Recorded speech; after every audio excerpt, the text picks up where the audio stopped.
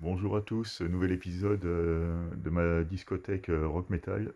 Aujourd'hui, nous allons parler un peu du groupe punk rock américain The Offspring, hein, pour changer un peu du métal.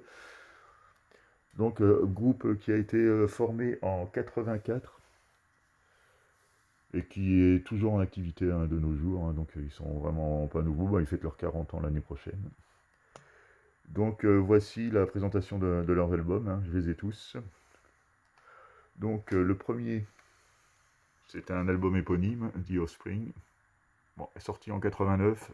Celle-ci, c'est l'édition qui a été rééditée en 95. C'est pas le CD original.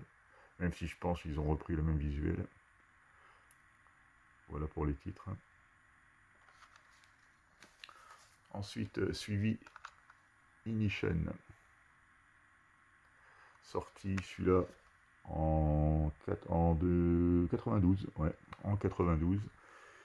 Voici les titres.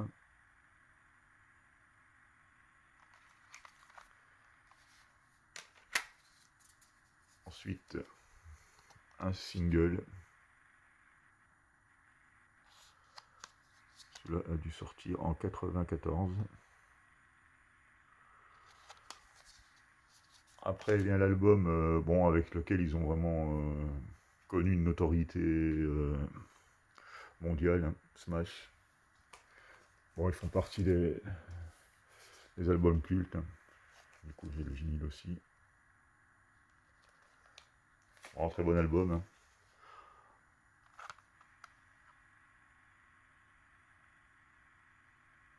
Ah bah là, ils les ont mis à l'envers les titres, c'est pratique. Donc là, première partie. Et là, deuxième. Bon, vous reconnaîtrez les titres classiques, hein, du groupe. En 97 sortait Ixnay on the Amber, avec de très bons titres aussi.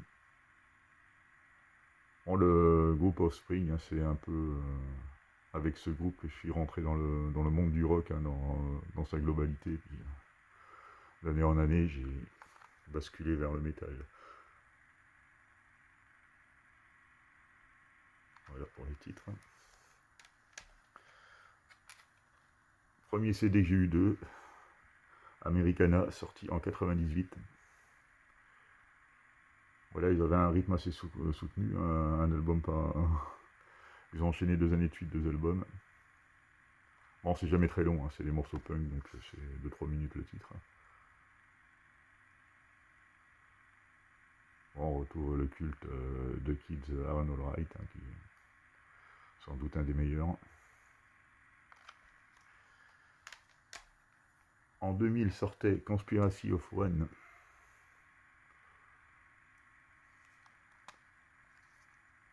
avec les titres. Alors ça va être pratique pour vous.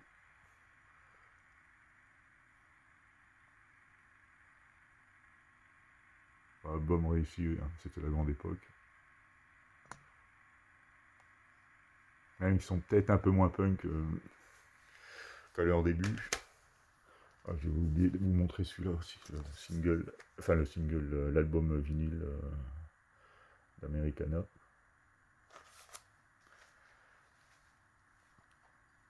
Splinter, sorti en 2003.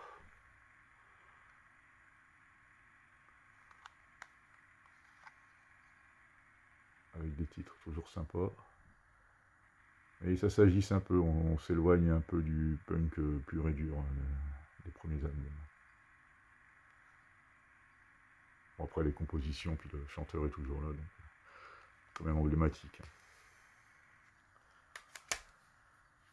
Après une pause de 5 ans, en 2008, sortait Rise and Fall, Rage and Grace. En digipack, pour le coup.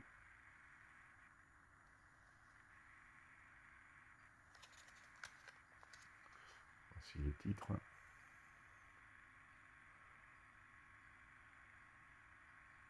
Bon, ils arrivent toujours à nous sortir quelques titres marquants, hein, dans chaque album.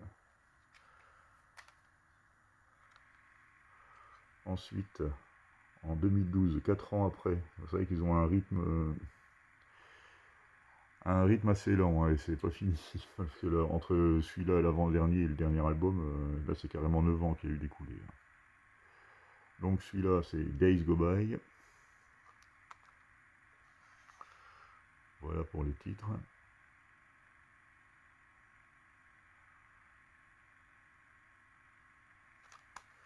Et pour finir, le dernier en date, sorti en 2021.